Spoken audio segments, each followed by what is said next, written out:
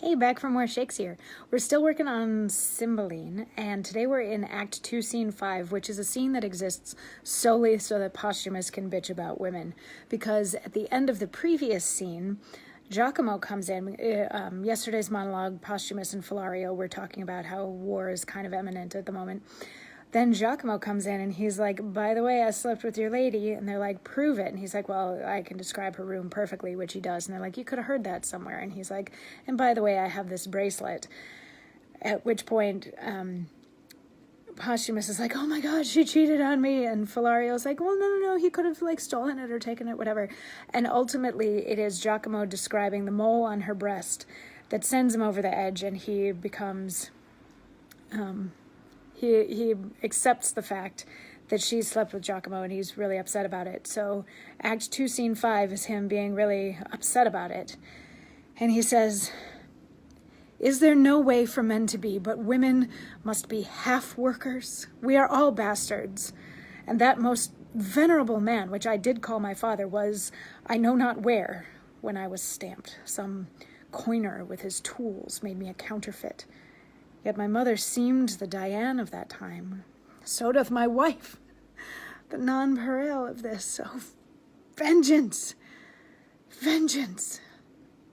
Me of my lawful pleasure she restrained, and prayed me oft forbearance, did it with a prudency so rosy, the sweet view on it might well have warmed old Saturn, that I thought her as chaste as unsunned snow. Oh, all the devils, this yellow Giacomo in an hour? Was not? Or less at first?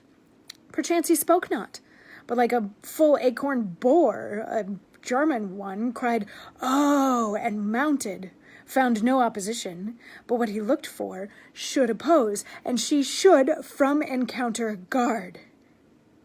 Could I find out the woman's part in me? For there's no motion that tends to vice in man, but I affirm it is the woman's part. Be it lying, note it, the woman's. Flattering, hers. Deceiving, hers. Lust and rank thoughts, hers. Revenges, hers. Ambitions, covetings, changes of prides, disdain, nice longing, slanders, mutability, all faults that name, nay, that hell knows, why hers in part or all. But rather all. For even to vice they are not constant, but are changing still, one vice but of a minute old, for one not half so old as that. I'll write against them, detest them, curse them.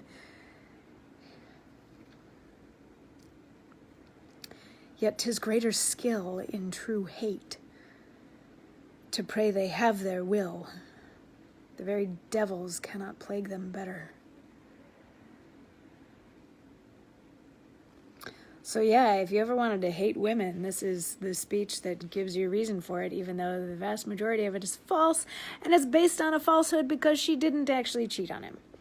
But anyway, we dig further into the play and see what things get to come to light. We'll be back for more tomorrow. Mwah.